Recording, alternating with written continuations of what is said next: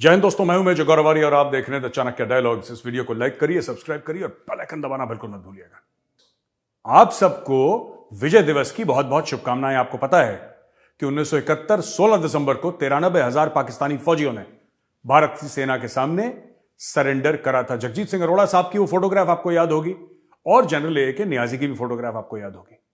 किस तरीके से पाकिस्तान ने सरेंडर करा। आज हमारे पास एक खास मेहमान आए हैं।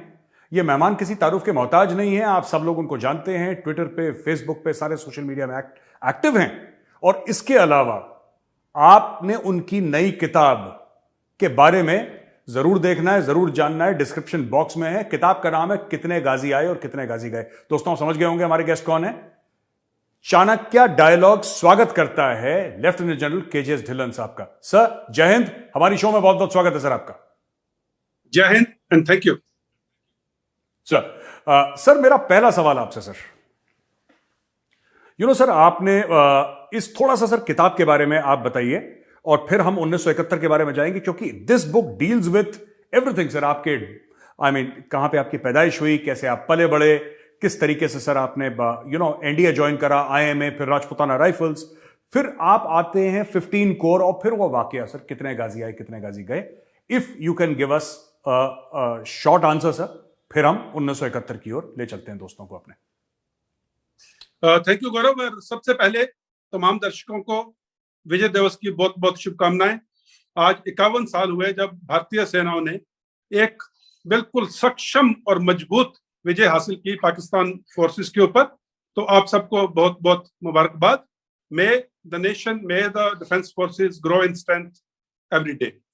नाउ कमिंग बैक टू आपके जो पॉइंट आपने बोला, कितने गाजी आए कितने गाजी गए, ये एक कहानी है एक 3 साल के बच्चे की जिसने अपनी जिंदगी चैलेंजेस से शुरू की। जैसे कि हर एक हमारे देश में और बाहर भी छोटे बच्चों के चैलेंज, टेररिज्म कैसे चला, क्या हुआ, फिर पुलवामा और 370 के एब्रोगेशन। तो ये एक होलसम पैकेज है पिछले 30-32 साल का, जो कैसे फौज की कार्रवाई हुई कश्मीर में, और उससे पहले एक जो फौजी एक लेफ्टिनेंट जनरल के रैंक पे पहुंचता है उसका बचपन कैसे है। और मैं आपको एक चीज बता दूं, वो किसी भी आज के बच्चे से भिन्न नहीं है। He is the same child of India who grew up to wherever he grew up to. जबरदस्त सर। सर मेरा पहला सवाल है, 1971 की जो लड़ाई हुई, इंडिया फाइनेस्ट मिलिट्री विक्ट्री लोग कहते हैं। ऐसी जीत कभी भारत की नहीं हुई जैसी कॉम्प्रिहेंसिव मिलिट्री विक्ट्री कहते हैं सर, हर लिहाज से, आर्मी, नेवी, एयरफोर्स। आप मुझे यह बताइए सर, और हमारे दर्शक भी ये जानना चाहते हैं, लड़ाई की नौबत आई क्यों। 1965 में ही तो लड़ाई हुई थी पाकिस्तान से, जब ये अखनूर के ऊपर चढ़ गए थे, और फिर पूरा पंजाब में लड़ाई हुई, असल उत्तर राजस्थान में, हर जगह लड़ाई हुई। लेकिन ये 1971 की लड़ाई की जरूरत पड़ी क्यों? What is the genesis of this war sir? देखिए, 1971 की लड़ाई की जेनेसिस काफी पीछे जाती है। जब 1947 में भारत पाकिस्तान, उस टाइम का वेस्ट पाकिस्तान और ईस्ट पाकिस्तान ब्रिटिश रूल से आजाद हुआ, तो पाकिस्तान 2 हिस्सों में बटा। एक वेस्ट पाकिस्तान जिसको आज हम पाकिस्तान जानते हैं, दूसरा ईस्ट पाकिस्तान जिसको आज हम बांग्लादेश के नाम से जानते हैं। तो ये लड़ाई की नौबत 1971 में शुरू नहीं हुई, ये लड़ाई शुरू हो गई थी 1948 से। शायद आपके दर्शकों को मालूम हो या कुछ को ना मालूम हो, 21 फरवरी जो है इंटरनेशनल मदर लैंग्वेज डे के तौर पे मनाया जाता है। और 21 फरवरी जो इंटरनेशनल मदर लैंग्वेज डे है, इसकी बुनियाद रखी गई थी 21 फरवरी 1952 में, जब बांग्लादेश में बांग्ला लैंग्वेज को लेकर के जो वेस्ट पाकिस्तान के पंजाबी हुक्मरान थे, उन्होंने उर्दू लैंग्वेज उनके ऊपर थोपने की कोशिश की। तो बंगाल के जो बशिंदे थे उन्होंने इसके खिलाफ प्रोटेस्ट किया, उसमें फायरिंग बहुत सी जाने गई। तो 21 फरवरी 1992 में अपनी लैंग्वेज की बरकरारी के लिए प्रोटेस्ट बांग्लादेश में शुरू हुए थे, और बाद में यूएन ने इसको इंटरनेशनल मदर लैंग्वेज डे के तौर पे कबूल किया, और आज ये इंटरनेशनल मदर लैंग्वेज डे के तौर पे मानी जाती है। तो बांग्लादेश में Bangla speaking people of East Pakistan then were being pressurised and there were atrocities being committed by the Pakistan army, which was dominantly Punjabi Pakistan. तो उसकी मुक्ति बाई खड़ी, उसके खिलाफ भारतीय सेनाओं ने उनकी मदद की। और जब 1971 की लड़ाई हुई तो ईस्ट पाकिस्तान एक नया और आजाद मुल्क बनकर के सामने आया, जिसको आज हम बांग्लादेश जानते हैं। तो ये एक छोटा सा इतिहास है, ये 1971 में शुरू नहीं हुआ, ये जिस दिन वेस्ट पाकिस्तान और ईस्ट पाकिस्तान को आजादी मिली उस दिन से शुरू हो गया था। सर एक बड़ी कहानी है सर कि कैबिनेट ने, इंदिरा जी की जो कैबिनेट थी, उन्होंने अप्रैल के महीने में बोला, जनरल सैम मानेकशॉ उस समय चीफ थे, वो उनको बोला कि general Manekshaw you must attack now, and ये जो इन्फिल्ट्रेशन हो रहा है वहां से, या जो रेफ्यूजी इन्फ्लक्स है sir, that is getting a little too much. और इंदिरा गांधी जी का बीबीसी में सर एक वो भी है, एक इंटरव्यू भी है बड़ा फेमस, कि we are unable to manage this because we are not a rich country, और बहुत ज्यादा हमारे ऊपर लोड आ रहा है। तो फिर जनरल सैम मानेकशॉ साहब ने मना कर दिया था उनको। उन्होंने मना क्यों करा? Prime minister of the nation को अटैक करने से क्यों मना करा सर? देखिए, मैं इसके सिर्फ फौजी कारणों पे बात करूंगा। कोई भी लड़ाई जब होती है जिसमें आर्मी, नेवी, एयरफोर्स शामिल होती हैं, तो बहुत सी चीजों का ध्यान रखा जाता है। जब लड़ाई की प्लानिंग की जाती है तो बहुत से लॉजिस्टिक एस्पेक्ट्स, बहुत के ग्राउंड लेवल एस्पेक्ट्स एंड बहुत से बाद में management of the captured areas के एस्पेक्ट्स को ध्यान में रखा जाता है। जैसे कि आपके दर्शकों को मालूम हुआ, बांग्लादेश एक रिवराइन टेरेन का इलाका है, यानी कि बहुत से नदी नाले चलते हैं बांग्लादेश के थ्रू,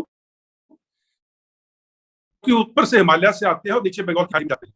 अगर अप्रैल में हमला करते या उसके थोड़ी देर बाद में, 1-2 महीने की तैयारी के बाद में, तो दैट वुड हैव मेंट कि जो मेन कैंपेन था वो मॉनसून सीजन में होता, और नदी नाले उस टाइम पे अपने पूरे उछाल पे होते हैं, तो उससे हमलावर फौज को ज्यादा दिक्कत आती है, बल्कि जो डिफेंस करता है उसके लिए एक ऑब्स्टेकल सामने रहती है, तो उसका डिफेंस मजबूत होता है। ये एक कारण था। उसके बाद में इतनी बड़ी लड़ाई की तैयारी करनी, कोऑर्डिनेशन करना अपने आर्म्ड फोर्सेस के बीच में, प्लस मुक्ति बाहिनी के साथ, और इंटरनेशनल ओपिनियन जो था डिप्लोमेटिक एफर्ट्स के साथ में उसको अपने पक्ष में करना, ये सब चीजें टाइम लेती हैं। और बाकी फौज की अपनी तैयारी, जो लॉजिस्टिक्स, जो आर्म्स, एम्युनिशन, सबको उनको रिलोकेट करना इन द ईस्टर्न थिएटर, तो ये सब एक वजह थी। मोटा मोटी डिटेल भी है इसके बारे में, लेकिन ये कुछ वजह थी कि जब उस के chief of army staff field marshal Sam Manekshaw Bahadur ने, उन्होंने इंदिरा गांधी को बोला कि ये जंग हम मॉनसून के बाद में, विंटर्स के दौरान करेंगे, and rest again as the says history.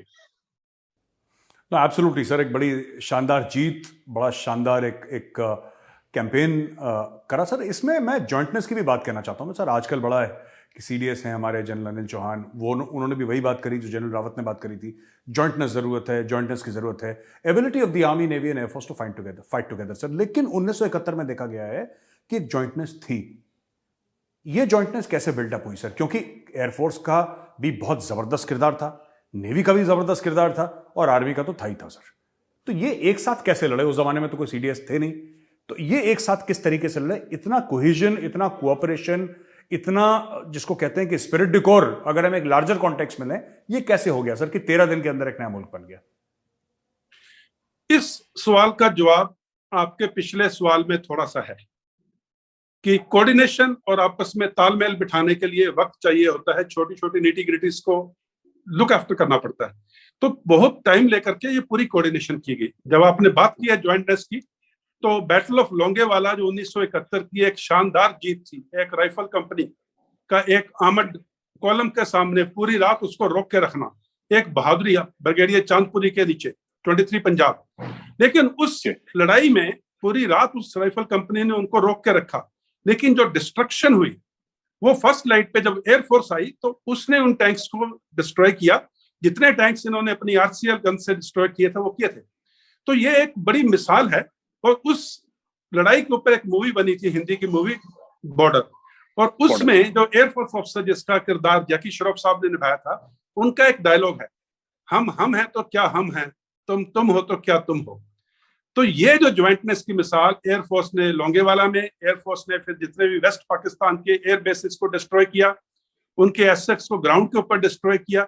उसके बाद में दर्शकों को शायद ये मालूम नहीं होगा, एयरफोर्स ने उन दिनों में जबकि प्रिसीजन वेपन नहीं होते थे, ढाका में गवर्नर हाउस के ऊपर जो रेड की और इतनी प्रिसीजन से रेड की, वो भी एक ऊंट की पीठ के ऊपर लास्ट दिन का था, वो सरेंडर से पहले का।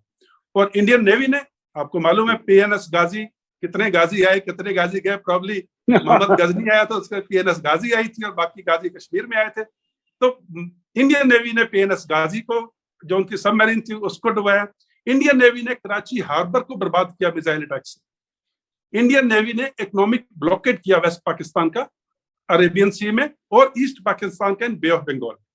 और इसके अलावा इंडियन नेवी के जो एयरक्राफ्ट कैरियर है INS विक्रांत, उससे जो उनके एयर एसेट्स यानी कि हवाई जहाज उड़ के उन्होंने कोऑपरेशन दी ग्राउंड फोर्सेस को जहां तक उनकी रीच थी। तो ये लड़ाई जो है बहुत एक ज्वाइंटनेस का एक एग्जाम्पल है। और सेकेंड वर्ल्ड वॉर के बाद में सबसे बड़ा सरेंडर 93,000 का surrender, standing army with weapon surrendering with ammunition, ये एक अपने आप में इतिहास रचा गया था। और उस इतिहास की शानदार जो एक्टर्स थे, Indian government, Indian army, Indian navy, Indian air force, और सबसे बड़ा किरदार निभाया था मुक्ति बाहिनी ने। तो heads off to all of them.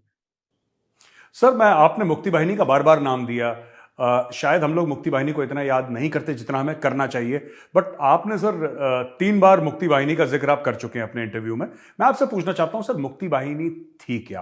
क्योंकि जब मैंने पूछा, sir I met a Bangladeshi professor, मैंने उनसे पूछा कि मुक्ति बाहिनी थी क्या, तो ही सेड कि जब जुल्म बहुत बढ़ जाता है, और ये बुजुर्ग प्रोफेसर थे सर, करीब 70 साल के, रिटायर्ड नाउ, मैं उनसे कलकत्ता में मिला, उन्होंने बोला कि मेजर साहब जब जुल्म बहुत ज्यादा बढ़ जाता है ना, तब मुक्ति बाहिनी पैदा होती है। हम कभी नहीं चाहते थे कि हम हथियार उठाएं।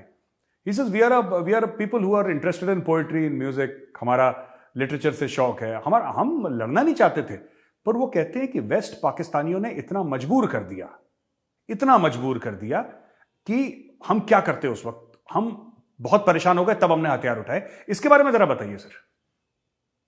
बिल्कुल, जैसे आपने प्रोफेसर साहब का जिक्र किया, वेस्ट पाकिस्तान की जो आर्मी थी, जो प्रीडोमिनेंटली वेस्ट पाकिस्तान मुसलमान, जो वेस्ट पाकिस्तानी मुसलमान डोमिनेटेड आर्मी है, जबकि पंजाब एक उनका छोटा हिस्सा है, पंजाबी मुसलमान डोमिनेटेड आर्मी है, जबकि पंजाब एक छोटा हिस्सा है। उन्होंने जिस तरह के अत्याचार किए आज के वेस्ट बंगाल के लोगों के ऊपर, औरतों के ऊपर, बच्चों के ऊपर, वो सहन नहीं कर पाती कोई भी कौम।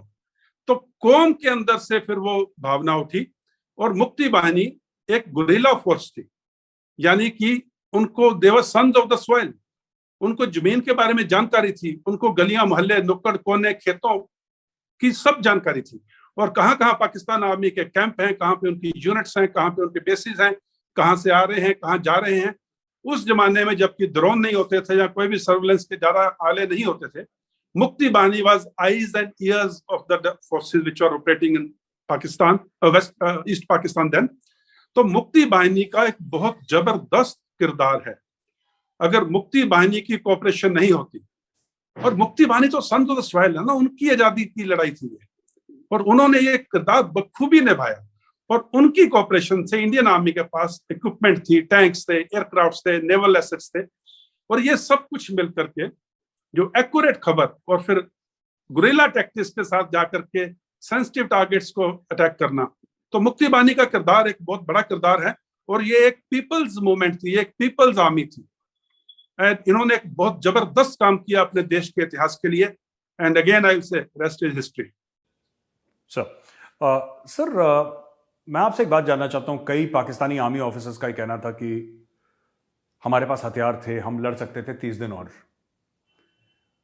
देखिए सर, 1962 की लड़ाई भारत ने चीन से लड़ी, भारत हारा, लेकिन हमारे जो फौजी थे सर वहीं पे वीरगति को प्राप्त हो गए, वे देवर फाइटिंग्स। मेरी खुद की रेजिमेंट में से रिजांगला का एक बहुत बड़ा एक नाम है, मेजर शैतान सिंह का बहुत जबरदस्त नाम है सर।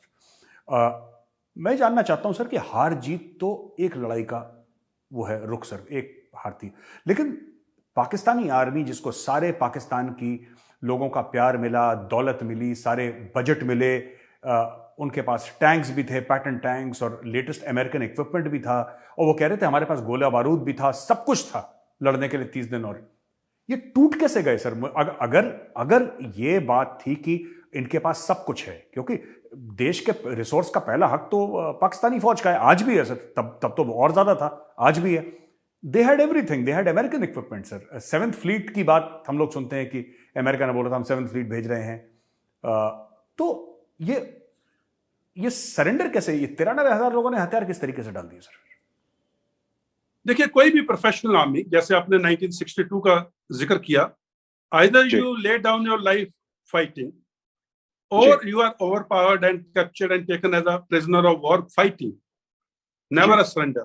And यहाँ पे मुझे एक श्री गुरु गोविंद सिंह साहब जी के देश सेवा पर मोहे से एक दो लाइन याद आ रही हैं।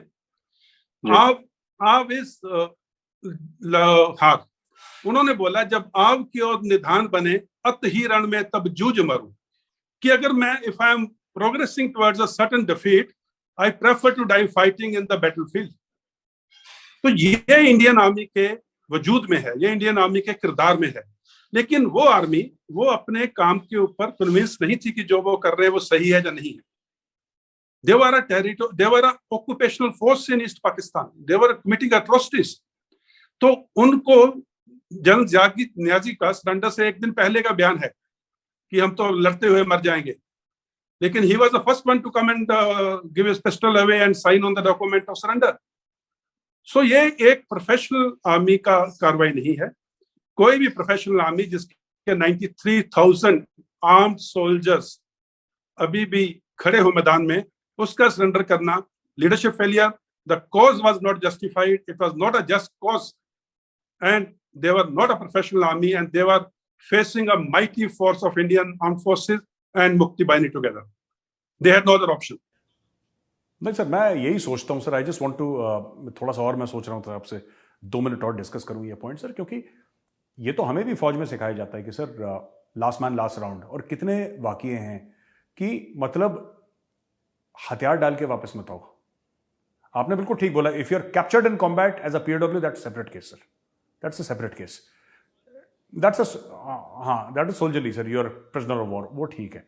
पर इन्होंने हथियार डाल दिए सर, और लड़ने की उस कुछ समय के बाद अचानक ये देखते हैं कि एक समय तक तो लड़ाई लड़ी उन लोगों ने, पाकिस्तानी आर्मी ने, इसमें कोई शक नहीं है, लड़ाई लड़ी, बट सडनली मैं आपसे ये जानना चाहता हूं सर, व्हाट कारण क्या था कि इतनी बड़ी फोर्स का अचानक रातों रात 14-15 तारीख को कुछ और बयान आता है, अचानक रातों रात ऐसा क्या हुआ कि इतनी बड़ी फोर्स का मोरल कोलैप्स हो गया सर, मनोबल कोलैप्स हो गया, और हथियार डाल दिया। नियाजी साहब ने अपना वेपन डाल दिया and general Jagjit Singh Arora took his surrender sir. हमें वो आइकॉनिक फोटोग्राफ सभी को पता है sir, we all know that, but ये हुआ क्या सर, क्यों ऐसा हो गया कि it collapsed like a house of cards, this so called great army which had access to all the resources of Pakistan, इसका हुआ क्या सर अचानक रातों रात, क्या हो गया? देखिए, जब सोल्जर लड़ाई करता है तो सबसे पहले उसका जो एम है वो जस्टिफाइड एंड जस्टिफाइएबल होना चाहिए। उसका जंग के मैदान में जाना ना सिर्फ उसके लिए, उसके देश के लिए, उसके परिवार के लिए, उसके जान पहचान वालों के लिए, ये एक होना चाहिए कि yes he is doing a just, fighting for a just cause. वहां पे कॉज जस्ट नहीं था। Secondly, a soldier dying fighting is a soldierly quality, लेकिन वहां पे जो सोल्जर्स थे including general Niazi, they were more worried about their personal safety. They knew कि अगर वो एक दिन भी और लड़ाई करेंगे तो शायद मुक्ति योद्धा आएंगे और उनको तहस नहस करके खत्म कर देंगे। They were so scared, they were so scared in spite of having been heavily armed, पूरे हथियार बंद होने के बावजूद भी मुक्ति योद्धा से वो इस तरह से डरे हुए थे, क्योंकि उन्हें मालूम था उन्होंने किस तरह के त्रासदी, किस तरह के अत्याचार किए हैं बांग्लादेशियों पे, कि मुक्ति बाहिनी उनको छोड़ने वाली नहीं है। So they preferred to surrender to Indian Army, which they knew is a honorable army, ethical army and goes by the honor code. तो उनके सामने दो ही ऑप्शन थी, जहां तो मुक्ति बाहिनी के मुक्ति योद्धा उसके सामने कट मरे या कट के मरे, जहां Indian army which is an ethical army उसके सामने सरेंडर करे और अपनी जान बचाने। तो उन्होंने सेकंड ऑप्शन चुनी, क्योंकि इंडियन आर्मी के इथोस एंड इंडियन आर्मी की कन्विक्शन उन्हें मालूम थी। जी सर, मैं अगले सवाल पे आता हूं सर, कि शिमला अग्रीमेंट हुई, उसके बाद उन्होंने सरेंडर कर दिया, उसके बाद शिमला अग्रीमेंट हुई और वहां पे डिसाइड हुआ sir, we looked after their पीओडब्ल्यूज वेरी वेल सर। 2-2.25 साल तो जनरल नियाजी भी रहे सर इंडिया में, और मैंने सुना है सर उनके लिए he was very fond of Meena Kumari, तो पाकिजा फिल्म भी उनके लिए स्क्रीन करी गई, and he was very fond of his whisky sir, fond of his scotch. Yes absolutely sir, and golf playing general उनके साथ काफी ब्रिगेडियर्स थे, मेजर जनरल्स थे, we looked after them very well sir. But हम ये देखते हैं sir कि पाकिस्तान में छोटी सी चीज हो जाती है, उसका दुनिया भर का प्रोपेगेंडा बना के कि हमने बहुत बड़ा कोई फतेह हासिल कर लिया हो भारत पे। हमने तो सर कभी भी बात नहीं करी कि हमने इतने लोगों को बैठ के 2.5-3 साल खाना खिलाया, हमने तो कभी बात नहीं करी सर। लेकिन वो एक अभिनंदन का वाकया हो गया तो वो कहते हैं कि हमने चाय पिला दी अभिनंदन को। हमने तो सर 93,000 पाकिस्तानी कैदियों को 3 साल, जनरल साहब का 2.5 साल, नहीं, I think he is the last man to go back sir, he is the last man to go back. 2.5 साल हमने पूरी पाकिस्तानी फौज को वहां पे 93,000 को ब्रेकफास्ट, लंच, डिनर, स्नैक्स, 2-3 बार चाय सर, हमने तो आज तक मेंशन नहीं करा। Again, is this a problem of ethos? Is there a difference in ethos sir? See, हमारे वेदों में लिखा हुआ है अतिथि देवो भव, कि जो हमारा मेहमान है वो हमारे लिए भगवान के समान है। तो जब एक बार उस आर्मी ने अपने हथियार डाल दिए, सरेंडर कर दिए और अपनी विश उन्होंने जता दी कि अभी हम लड़ने के लिए तैयार नहीं हैं, उसके बाद में वो हमारी कैप्टिविटी में थे, वो हमारे मेहमान की तरह थे। और हमारे जो वेद बोलते हैं, हमारी जो पुरानी हमारी सभ्यता बोलती है, हम अपने मेहमान की इज्जत करते हैं।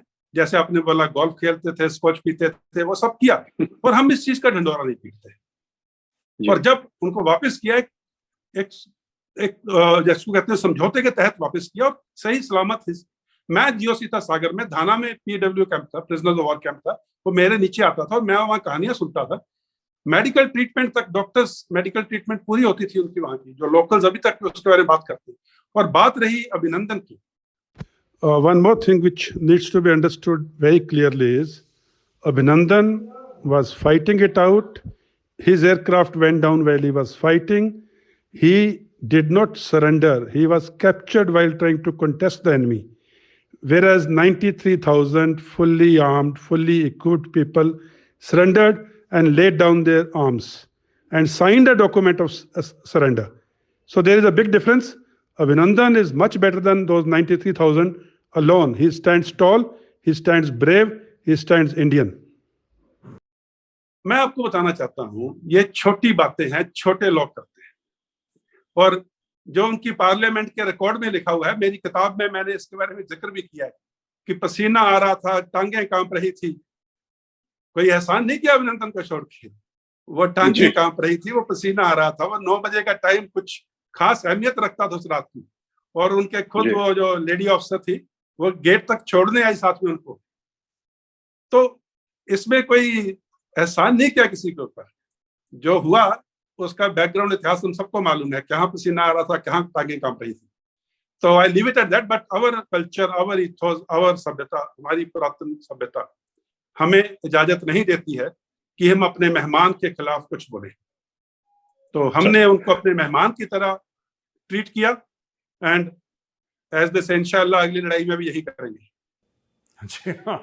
Absolutely, very well said sir. Sir, मेरा आखिरी सवाल आपसे ये है सर कि अभी खबर आई कि एनडीए में गर्ल कैडेट्स हैं sir, lady cadets, LCs are now in NDA sir.